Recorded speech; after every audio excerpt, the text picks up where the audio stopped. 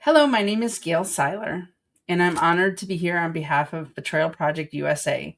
We are a victim led organization dedicated to exposing medical crimes and institutional betrayal, honoring those who have been killed, and pursuing justice for medical crimes committed under the guise of public health. You can learn more about our work, view victim stories, and get involved or submit your own story by visiting betrayalprojectusa.org. You can also follow us on social media: Rumble, BitChute, X, formerly known as Twitter, Facebook, YouTube, all by searching betrayalprojectusa.org. And you can follow our Substack that way, or going to our website and clicking on our social media or our Substack. Today, I have the privilege of speaking with Melody, whose father was killed in a nursing home at the beginning of the COVID lockdowns. Um, Melody, thank you for being willing to tell your story. Uh, Tell us a little bit Thank about you for having me. your dad. Um, well, he was a great man. My father is one of 40 kids, a very large family, military family. Uh, I was born on Halloween. I was his Halloween baby, and he saw that. Um, I guess back in the day, we got two birth certificates. One says Halloween, the other one says All Saints Day. So, um, Oh, he was a grandfather, a brother, an uncle, and most importantly, he was my father. Um, he was a great friend that would do anything to help anyone at any given time, day or night. He worked and provided and supported me all through my life. Um, he was just always there. Anytime I needed him, school dances, that was just a given. He was very fun when it came to things like that.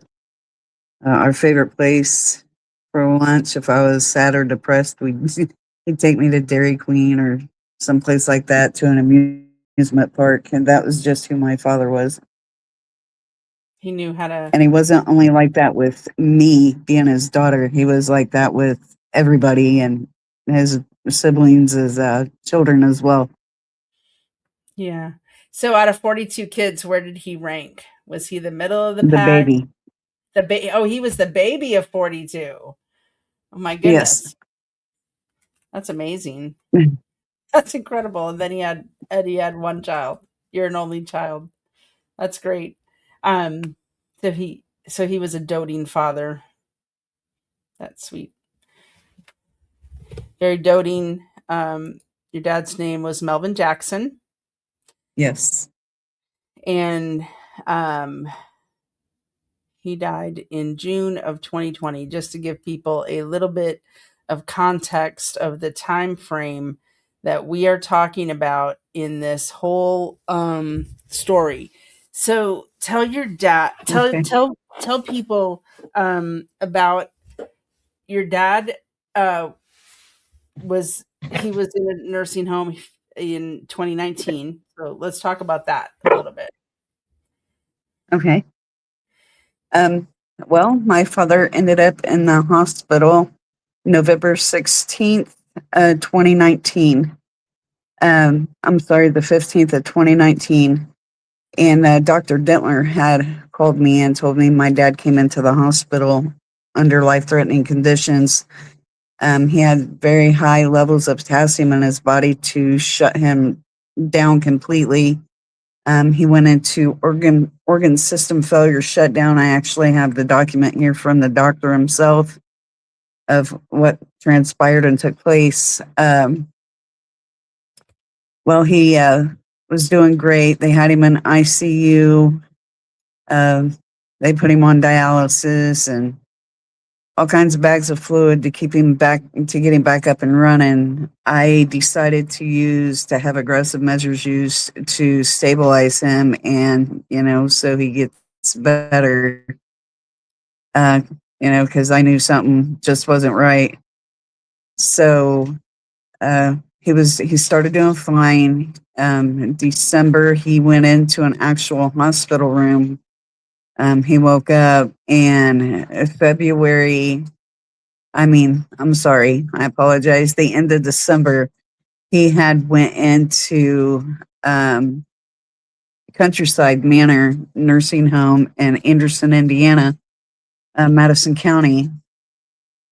He um, was in there. He was in there for rehab. He was doing fine. He was released February 4th from Countryside Manor. He was doing great. All of his stats and everything were fine. He was back up being the daddy he's always been. We went out to grab some lunch, and then we proceeded on to the chocolate factory because he thought he owed me something since he was in the hospital during Christmas. I'm like, okay, Dad. But that's just who he was. Um, it was a back and forth thing between Anderson Community Hospital and Countryside Manor. Um, in that aspect, he was doing fine February, all the way through February and March. He was doing okay. May, he ended up back in the hospital. According to the reports and documents I have uh, from my federal lawyer at the time, because I had to get one because I wanted to know what was going on with my dad. Things just didn't seem right. Well, I came to find out after the hospital in May, he ended up back in Countryside until the day he passed away, June 1st of 2020. Um, it was a repeated pattern. Uh, I had found that some in-home healthcare aides were involved with what was going on with my father. Uh, I had went back and tracked down a document that was actually signed um, in 2015, where an in-home healthcare aide became my dad's healthcare representative when he was on life support. I don't know how that happens either, but just a long story short, that's how these in-home healthcare aides got involved. And they did a lot more than just forge an in-home healthcare aid report and not resuscitate order. My dad was found June 1st in his room at Countryside, unresponsive. 2020, I got the phone call at 7 a.m. in the morning telling me that he was not responsive. I needed to get to the hospital. When I got to the hospital, I'm like, can't aggressive measures to, be used to stabilize him, and getting back up and running? They said, no, he's not responsive. And there's a DNR order. I said, who the hell's a DNR order? Considering, I'm his only child. Right. And then we had either, oh, go ahead. I'm sorry. No, I said right because you would have been the only one that would have been able to put a DNR on him. Yes. I do have some documents I would love to share with you. Um, the DNR order, I had to get a federal lawyer out of Madison County because I knew something was just seriously off. Because my dad kept ending up in the hospital every 2 to 3 months under life-threatening conditions with these in-home healthcare aides. So I ended up getting a federal. Those guys are not cheap, but it was very well worth it because I got my dad's full medical record. Um, I had also found out that these in-home healthcare aides had life insurance policies. They were in and out of my dad's bank account. And I'm sitting here looking at the expert handwriting analysis report. Can I show you that real quick? Can you Right send there. it? Oh, okay. Hold it up a little bit better. Hold it up a little bit more to the camera. Let me see. So you, Wow. Okay, so they were in your dad's. How much money did they take from him? They took over $250,000 from my father. Oh my gosh. Go on. That's terrible. And so I had to hire a federal lawyer, get copies of my dad's checks. From my stepmom, she was paying him like spousal support. Because my dad had a communication defect, an altered mental status, and dementia. And I have that all on documentation from actual physicians. Um, the appointment of healthcare representative dated 4/7 of 15, excluding Melvin Jackson. It was not my father. My dad was actually on a ventilator on life support. And I mean, they went that far just to have access to my dad's funds. They didn't care about him or what he had going on. Or, him, if he wanted to do something for his granddaughter. My son, his grandson actually had a little girl, and he just thought the world of her because she looked like me as a baby. And, he just couldn't do anything with these in-home healthcare aides. And the more I tried to get these people out of my dad's life, the worse it got. Um, when I went to Countryside Manor in Anderson to collect my dad's belongings, his wallet was missing. Um, his wallet was missing, and one of the nurses in the facility during COVID, they let people use. The nurses held up a computer, and so the elderly could talk instead of my dad talking to these nurses on the phone like he was doing me. They actually let them do a video call with my dad, and they had my dad so upset. He was crying. And one of the nurses actually told me that. So when I called Countryside, to sit and try to talk about things and what happened and, get this straightened out, they they want to tell me they can't talk about it. They won't discuss my dad's wrongful death with me. They won't even acknowledge that he was found in his room unresponsive, even though I have the EMS report. A lot of shadiness happened during COVID, and my dad was as well because I was going to go pick my father up from the nursing home, and I was told I couldn't because of COVID. That I would probably be a carrier for COVID. I'm like, I don't even want to hear that. I don't want to hear that. I'm coming to pick up my father. Well, they wouldn't let me, and to me, they held him there against his will. Right, because you should be able to take your loved one out of any facility, especially when they're on lockdown and you can't get in. That's crazy. Um, so how long? So when you told them, okay, so you told them that you wanted to take him out. They said no at the nursing home. How Yes, long was yes. it? So you didn't have any access to him in terms of going in and seeing him at this point. Mm-mm. They refused for me to come in there.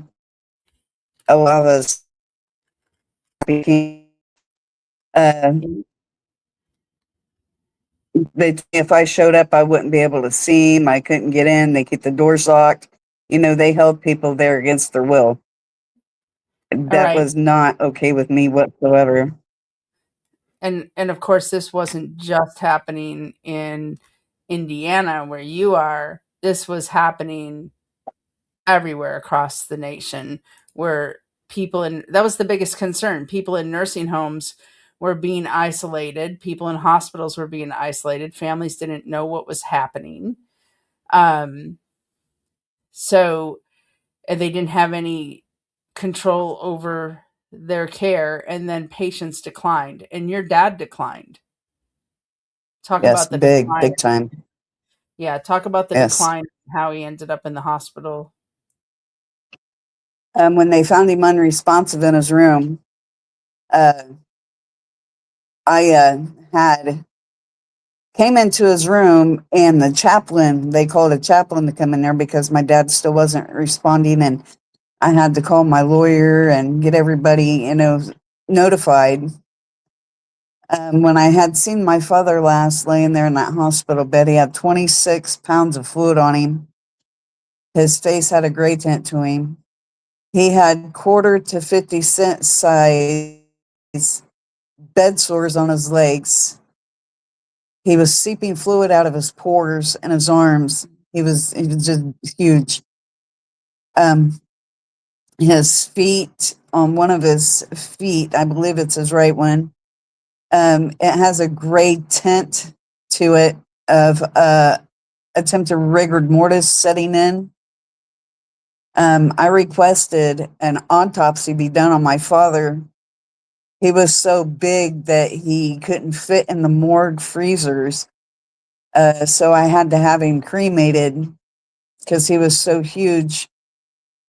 I couldn't get anybody to hold him. I contacted Fort Wayne, which is Allen County, Indiana. They didn't have anything big enough for him. Madison County didn't have anything big enough for him, and nobody wanted to do an autopsy because he was so full of fluid. They said that his kidneys, it was his kidneys weren't working. Well, if his kidneys aren't working, he's not going to pass urine. So I done figured all that out because my mom was a nurse. A lot of people didn't know that. And I heard the couple of the hospital staff asked if they were going to put COVID on my dad's death certificate. I said, no, you're not. I said, hold up, let me call my federal lawyer. And they changed their mind real quick. I was already mad, upset, discouraged. Nobody was listening. But my dad died of one of the three reasons on um, his actual death. The cause of his death was reticular failure, which is flooding, and they didn't put that on my dad's death certificate. Hmm. And I've been trying to get his death certificate uh, changed to the actual cause of death, and Madison County just won't do it. And I have the doctor's notes of my dad's actual death. It's reticular flooding of 26 pounds of fluid, Right. and they Because just don't want to. if they put that on his death certificate, then that's a wrong, I mean, it's a wrongdoing by the facility or well, probably the facility, right? Because he was, Yes, ma'am. yeah, because they didn't care for him. Um, how long was your dad isolated before he declined this far? When did they stop allowing you to visit? I wasn't allowed to visit March, no, April, May, towards the end of May. Right. Okay. They just quit everything. And he didn't look like that. My dad was up and walking. He didn't have a cane. He wasn't using a walker. He was a very strong-willed man because there was me and his grandkids and his granddaughter, and he was just a fun-loving man. And he did not look nothing like that when I seen him last. Right. I Right. was really discouraged. To go from all of that until to the to go from all of that to from walking and just being to all of this in a short period of time, that Yes, is such neglect. Those bed yes, sores, that rigor mortis in his toes, the yes. fluid, they had to, I mean, they had to have seen that coming the way that it was. um I'm so sorry They that they did. probably, Go ahead. oh, they probably knew if I would have seen my dad, I would have had my federal lawyer there, the cops and state cops. I would have had everybody there if I would have seen him before he was found in his room. Oh my goodness, girl. Yeah. Uh, What did the hospital say when they saw him in this condition with this foot? And because that's concerning. The doctor that was there, Dr. Kabir, actually lifted up my dad's blankets, my dad's sheet off his feet. He said, "We're technically not allowed to do this." He said, "But honey, if you want these pictures, I'd start taking them now if I were you."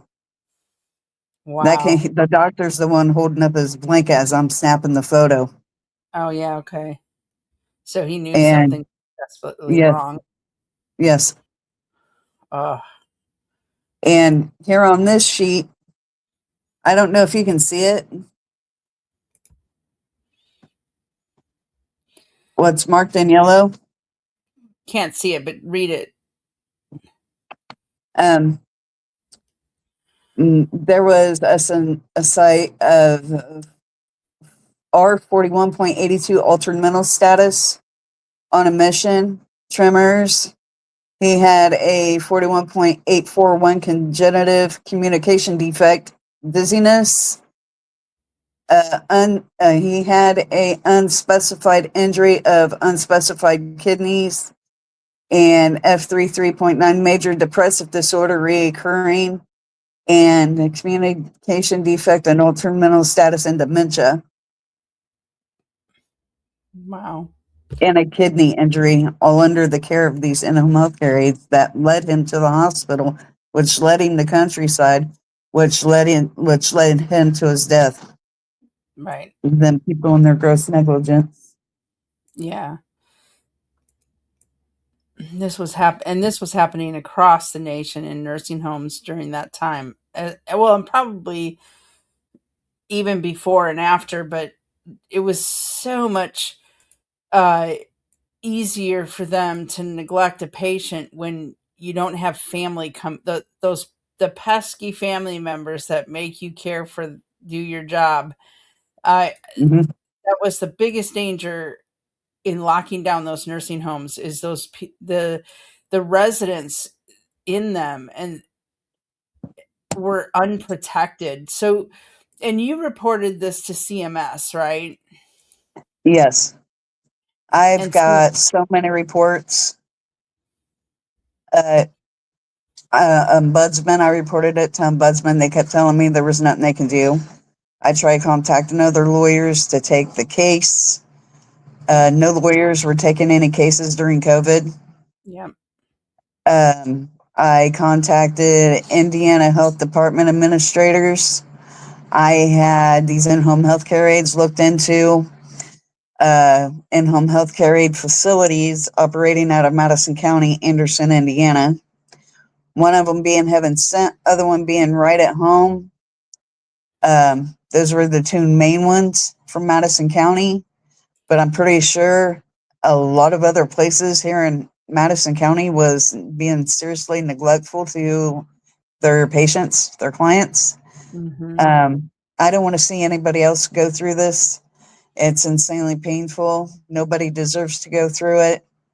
Um, I want justice for my family, my granddaughter, my kids, his grandkids, for my dad, and for every other elderly. Because now it's just not about my dad.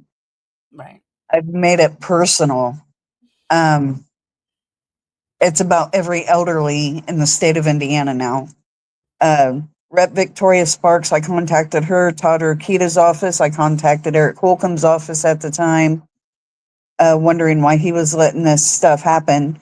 I mean, he's no better than Andrew Cuomo and what right, Cuomo did to the nursing home facility exactly, staff. exactly. And, I want something done. Nobody deserves to go through what I went through. And there's actually a bill, you know, right now that they're trying to push through. So, this happened in May and June of 2020, and now we're in May of 2026. So, 6 years later, there's a bill right now that's being trying to be pushed through, which only relates to nursing homes at the moment, but it's called the Essential Caregivers Act, and we have that on our website under Take Action for people to support, and that would make it so that nursing homes could never isolate residents again. Because I mean, there's patients and there's residents, and we shouldn't be able to isolate either. But in nursing homes in particular, that's their home. Those rooms that they're in is Yeah, their temporary home. It's their residents, not patients, and so they should not be isolated in their home and subject to abuse exactly. that they can't. I mean, we can't turn their home into a prison. So, um, Exactly. so tell us a little bit about the impacts that this has had on your life. The impact it had on my life, being a daddy's girl, knowing how he was with me, escorted to dances, proms, sleepovers. Um, I was never allowed to date. I mean, he was insanely overly protective. Uh, he was just amazing, and it has just destroyed me as to who I was as a person, because now my trust is slim to none when I see an elderly, walking with somebody, whether it's a family member or a nurse, not knowing if they're stealing from that family member or abusing that family member. Or, you know, I just, my trust for the system is gone, completely gone, until I start seeing some changes, or, they get off their butt here in Madison County and start looking into what happened to my father. Um, Yeah. they just completely destroyed me. Have you had any opportunity in the last 6 years to have you heard from any family members of other people who have been killed in nursing homes or killed in hospitals, or not so much? I have people been hurt, people's fallen in the nursing homes, people's died. My mom died in the hospital in Warsaw as all this is going on with my father in Anderson, which is an hour and a half away from where I'm currently located. My mother was given the COVID 1969 vaccine. Yeah. It's the experiment 1969 Yeah. vax, under Moderna, and there was couple other people in the hospital when she was in there that passed away. I mean, it was like 3 or 4 people at once. Um, and she And passed away in 2022. we're gonna do an interview on her story too, because that was a COVID vax death. Yes, Um, so yeah, because I would encourage people to reach out to us if they have a similar situation, even in Indiana, because the more stories you have like this, the more power you have to influence change there as well, and just to get um, things like these bills passed. Go ahead. have you heard about? I don't know for sure where you're located, but I had called uh, here a few days ago. I had called somebody. It was the VIRS report for COVID, and you can only file for compensation from a death during a COVID vaccine. Yeah, yeah, that And right. they, with without any documentation or so on and so forth. And I'm like, what do you mean? Because a lot of people can't get the medical records. Me, I have my mom's medical records, my dad's Yeah, photos of both, and you got to just go through a lot, and it takes a while to get those, especially when people don't want to, yeah, release and them. the payouts of that federal compensation program have not been that forthcoming. I've heard that from multiple groups. React19.org has a lot of information on their website around that, and around the studies and the attempts to get compensation for mostly the COVID vaccines. I'm in Texas, but I don't Right. know a whole lot about that compensation program other than what our partners in that fight have told us with regard to how hard just how hard it is. The intent of that compensation fund and what it's actually paid out are very far apart.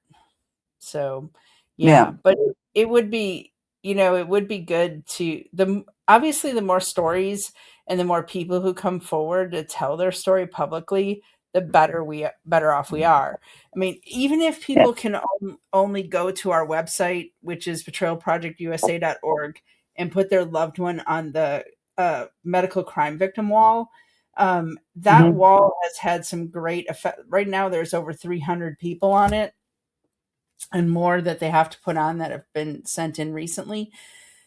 But I'm going to keep encouraging people, and we need to keep encouraging people to put their stories in, put their story Yeah. in. And if they don't want to tell it publicly, at least put your loved one on the wall, because every people are looking. We have interviews, lots of interviews scheduled. I think I have 30 in the queue right now. I know Teresa has some as well, and other interviewers, but we're interviewing people, and lots of people are becoming braver to stand up and tell their stories, and I hope that spreads, because I think the more people who stand up Yep. and say, "Hey, this happened to me," it gives credibility to all the other stories, and courage is contagious, right? So they people will Yes. tell their stories. And then you end up with a lot of people in Absolutely. each state, and you can make a lot of difference in a state with a lot of people. But we also need to push at a federal level, because the federal response is what killed people. The federal and the state response. Yeah. States could have said, no, we're not going to shut down. Nursing homes could have said, no, we're going Yep. to take precautions, but we're not going to isolate people. They could have still kept up. They should have kept up even better care standards uh, Yes. when when this hit. That should have made them even have higher standards of care to keep their residents Hmm. healthier in a Yep. time when they could have Absolutely. become sick. So shame on them. That is neglect. I mean, I don't Yep. know any other way around it, how anybody could say that's not neglect. That's ridiculous. Yep. Bed sores in and of themselves are neglect. So Yep. they're not caused any other way. So Yep. I do hope you get justice for your dad, and we're going to try to Well, help. yeah, and I greatly appreciate all the help I can get because, like I said, Indiana's sitting on their hands and, you know, they're not doing anything. They kind of keep shoving me away, probably hoping I don't go away. But I gave everything that I have here is Hmm. at the Madison County Courthouse records of and the Anderson City Police Department unit, and they refused. No, 2 weeks after I opened a case for my dad, it uh, 2 weeks after I opened my case, shut it. He's in the healthcare, and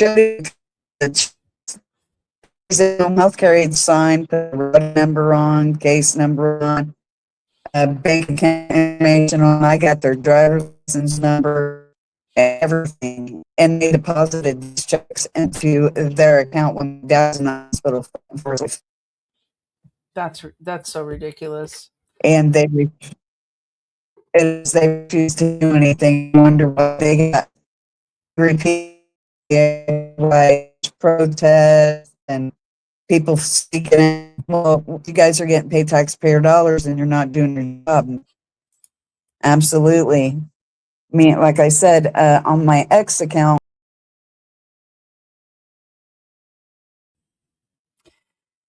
So Melody, So it's been 6 years. I want to ask you. So we talked about, whether I would love for people in Indiana, if they had the similar situation, to reach out to us, and we can connect y'all, so that you can take some localized action, but also national action.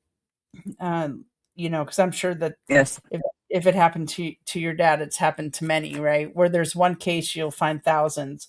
So let just in kind of in in closing, tell us, give us like one or two favorite memories that you have of your father. Uh, my first favorite memory is my,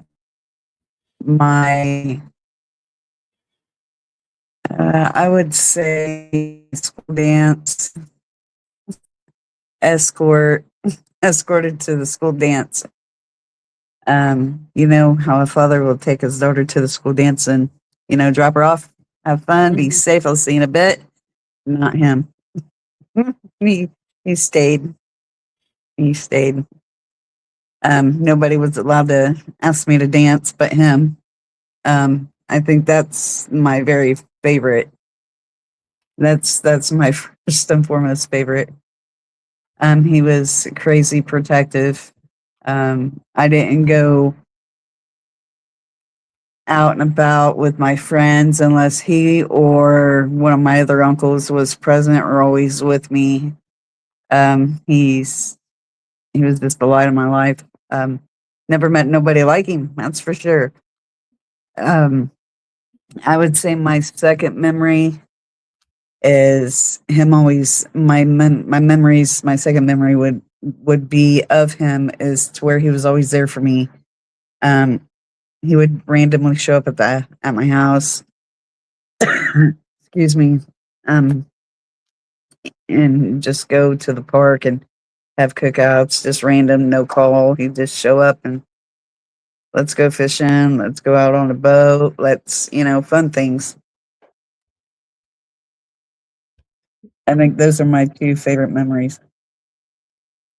You were very close to your dad, and we're very sorry about all that happened. And of course, we will schedule a time to tell your mom's story as well, which also needs to be told. And I guess we also need to add her to the victim wall, because I don't think she's on there.